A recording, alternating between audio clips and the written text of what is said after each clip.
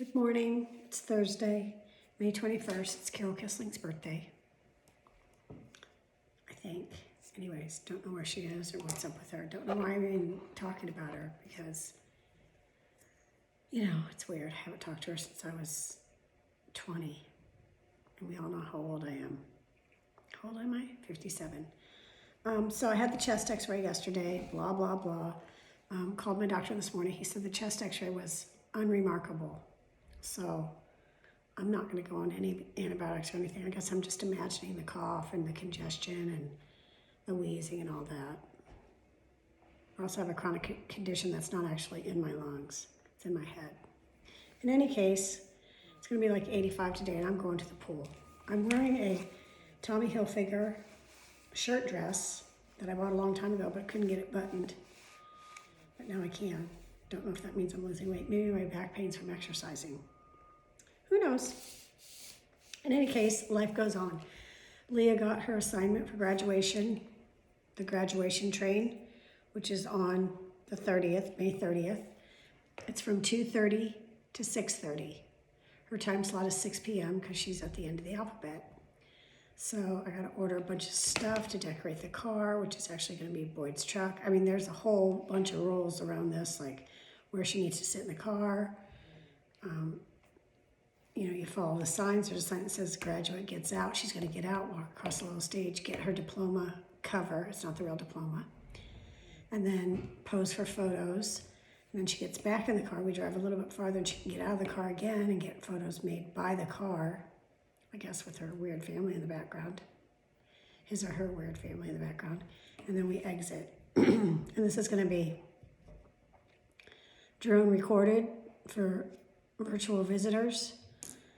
Don't have the dates on that yet. But anyways, so after this, Grace and I and Leah are gonna exercise with Daniel. We're not gonna do the one we did yesterday because that was really hard. It was a lot of arm work and these little fat arms can't take it anymore. My biceps hurt. So I guess there's a muscle deep, deep, deep in there. So we've done sessions 1 through 4. Our favorites are 1 and 4. So we're gonna do one of those today. It's called Total Body Project. Total Body Project. With Daniel and Alex. I'm sorry, Daniel's adorable. I know my one friend Pam is doing the exercise, doing the workouts. Sent the link to Shani. I don't know if she's done it yet. And then Dorina wants to try it, so Grace sent her the link. But it's on YouTube. You can just Google Total Body Project and you'll find all the exercises. It's Thursday, which is kind of a weird day because, it's the day before Friday, but what do we have to celebrate except for a 4-day weekend if you have Friday off, holiday Monday. Got the last address. I told you I would and I did. That's going in the mail. What else? There's some contact tracing people that are going to be in Sonoma County making phone calls and finding out who patient 0 was. Not sure how that's going to help. I'm using my COVID-19 app and I'm just logging in every day and reporting my situation. What was funny when Grace and I she came with me to get my chest x-ray yesterday, and in the lobby they take your temperature, ask you about all your symptoms, put a little sticker on that says you were tested. So I went to the place to get the x-ray, and then we get in the elevator and go down to the x-ray spot, and it says no x-rays are being performed here. So I called the doctor from the lobby. Sorry, it says no x-rays. Oh, okay, go to the other place. So I go over there and I said to Grace, I wonder if we're gonna have to get reauthorized because we left that place, got in our car, drove over to the new place. And they said, oh, you've already been screened? I said, yeah, over at Doyle Park. And he goes, okay, you're fine, go in. Just like that, went in, got my x-ray. So I go, she calls me back. I'm wearing like a white kind of flowy shirt. I go back to get the x-ray and she's like, you need to go into one of these booths and change out of your outfit because you're wearing a bra. I go, it doesn't have, anything in it. It's just like a sports bra thing. And she goes, what about the hooks? I go, I think the hooks are plastic. She goes, you're still gonna have to take it off. I go, okay. Lipstick said, okay, no problem. I could just pull it out, my arm, you know, flash dance style. And she goes, well, you're gonna have to pull it way up to your neck or way down to your waist. I go, no, I could take it off just without going in a room. I'll just whip it off. I'm in there. And she goes, okay. So we go back there and I take it off flash dance style because every girl knows how to do that. Pull it down, pull it out. So I take my bra off, get my chest x-rays, a few views, and we're getting ready to leave. And she goes, do you need some privacy to put your bra back on? I go, fuck it. I'm not putting it back on. So I walk out in the waiting room with my bra in my hand, and Grace goes, Mom, what happened back there? I go, nothing. I had to take my bra off. She goes, you didn't put it back on? I go, nah, fuck it. Throw it in my handbag and walk out. But the dress, Jesus Christ, the shirt is kind of flowy, you know, so we walk outside, and of course a big wind gusts up. My shirt flies up. I said to Grace, were the tits out? I don't know if they were out or not. They weren't. But, you know, it was just funny because that's, of course, my luck. And then this morning, I slept in a little bit, and Leah woke me up. Mom, are you okay? I go, yeah, I'm fine. So I get up and go drink my coffee, and Leah doesn't say a word to me, and Dorina comes in the kitchen. She goes, your shirt's on wrong side out. I go, what? She goes, your shirt's wrong side out. Wonder why that happened. Huh. Can't imagine. Use your imagination.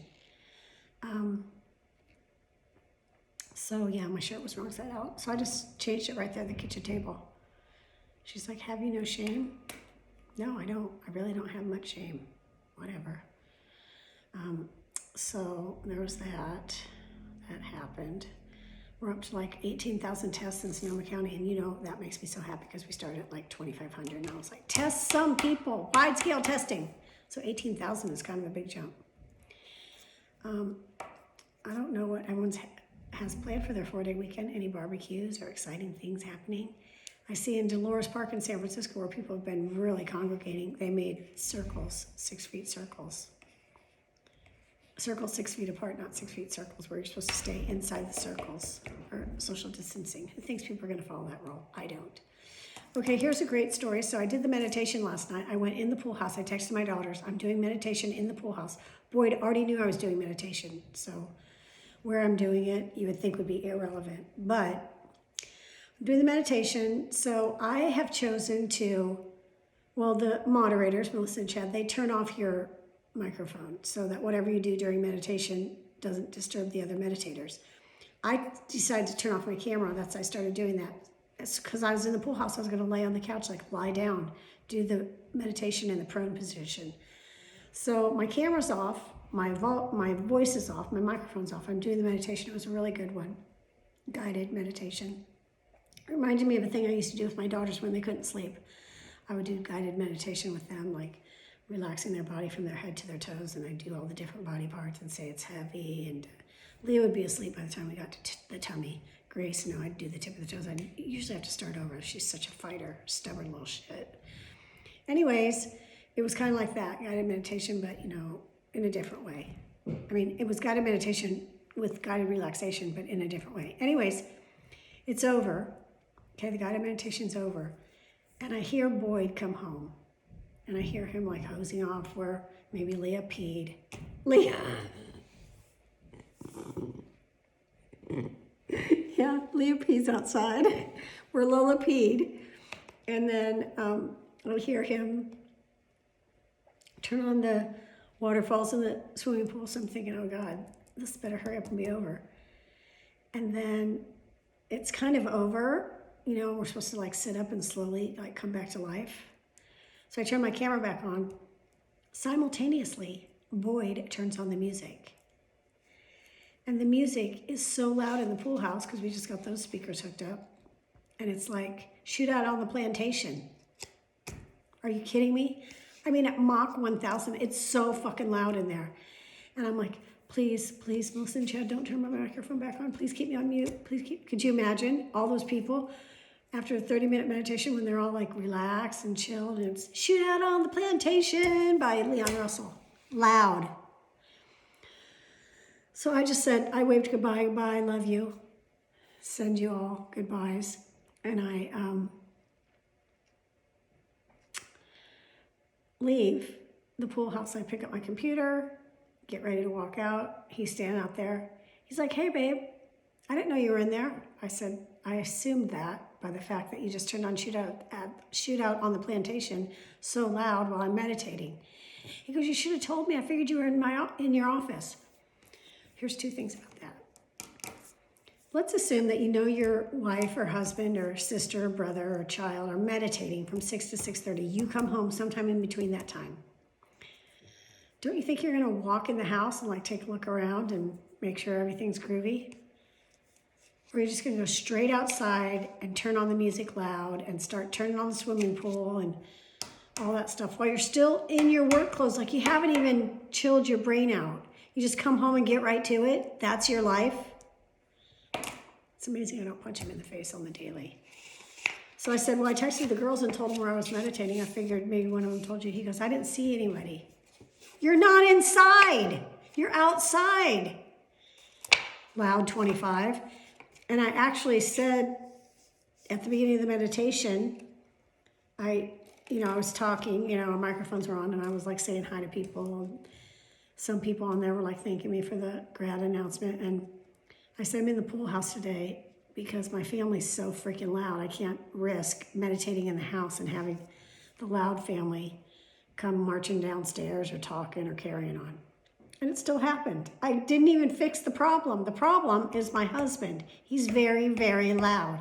The last time we did meditation, 2 or 3 Wednesdays ago, Grace did it with me, and we were in the formal living room. Good thing I have a clear x-ray. Formal living room, meditating, and he comes walking in, click, click, click, click, click down the hall with his cowboy boots on. Hey babe, what's up? Meditating, that's what's up. So I decided to go in the pool house and save myself. I can't save myself. He's just loud. He's a loud person. The first thing he does when he wakes up in the morning is put on music. The first thing he does when he gets home from work is there's just no escaping him. You either like it or you lump it because that's his jam. Literally his jam. And it's what's the station called? It's not classic country, but it's like old country music like Tanya Tucker and Ronnie Millsap. And I mean, it's old as hell, like from his childhood kind of thing. So we either listen to that or we listen to rock and hard rock, like Leon Russell and Peter Frampton and The Who. It's a struggle. The struggle is real. He's a difficult man to live with, and I guarantee he'd say I'm a difficult woman to live with. But at least I'm quiet. I like quiet. Sheltering in place isn't hurting me too much. I mean, I'm a quiet person. I like to, shh, everyone read a book. You're going to be okay. But he's just loud. So our friends came over last night because they're buying Boyd's Denali. They came to pick it up. And they came in the house and I was all masked up and, no questions were asked. I had a mask on in my living room. But towards the end of their visit, the wife said to me that she hadn't listened to my daily dose yet, so she didn't know all my lung considerations. But she probably listened to it when she got home. She goes, oh, no wonder she had a mask on in the house. But it's okay, April. The lung situation is just in my imagination, so there's nothing wrong with my lungs. I'm fine. I wasn't trying to be a bitch wearing a mask. Anyhow.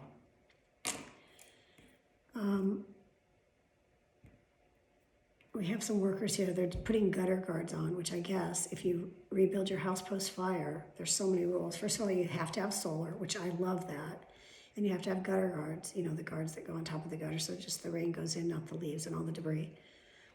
Which I think I blogged a bit ago about how we had a weekend at the pool and everyone's laying out, relaxing, and Boyd's freaking on a ladder cleaning out the gutters because he can't relax.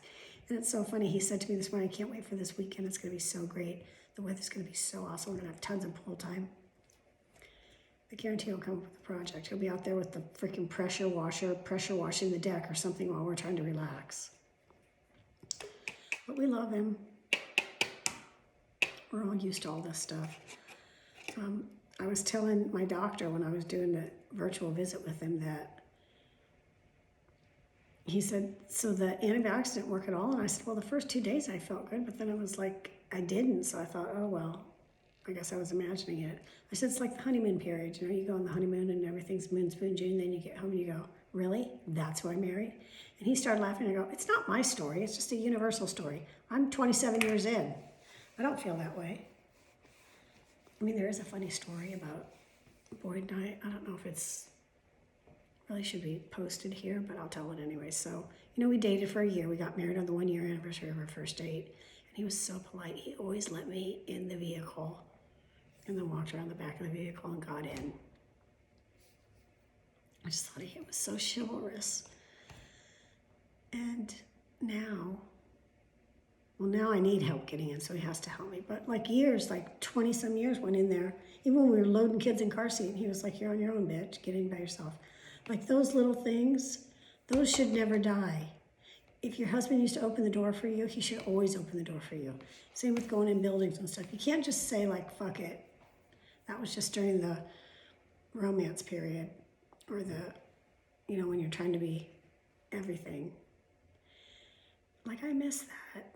I don't miss it now because he actually does help me in, although every time he helps me in, you know, what he's trying to do is grab my booty. But anyways, do you know what I mean? Like those years when you were dating and he was doing all those things, helping you in the car, closing the door, making sure everything, and then walking around, getting in himself, getting out, helping you out. I mean, I'm not saying he's an asshole. I'm just saying, you know, those kind of things went by the wayside. They're back now, but only because of my decrepit body that can't hoist itself into a vehicle, especially trucks that are lifted. I digress. I like a car with a foot thing that comes out. You know, the door opens, the foot thing comes out, you step up in that, step in the car. Or a low car like mine. Anyhow, he stopped doing it for a long, long, long time. It's only back now because of me, because of necessity. I just don't know how much of it is chivalry. Okay, so I gotta order balloons and stuff to decorate the truck. I mean, we're taking her in a truck.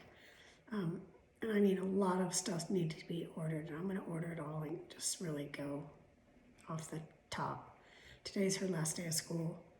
I'm gonna put out the Way to Go grad yard card. When I say I mean someone else is gonna do it. I'm just gonna supervise it. All right, so I'm sorry it was a boring day today. Isn't this dress so cute though? It's a shirt dress. Remember those days? Of course I have my bathing suit underneath it because I'm going swimming after I exercise. All right, love you guys. Talk to you later. Bye.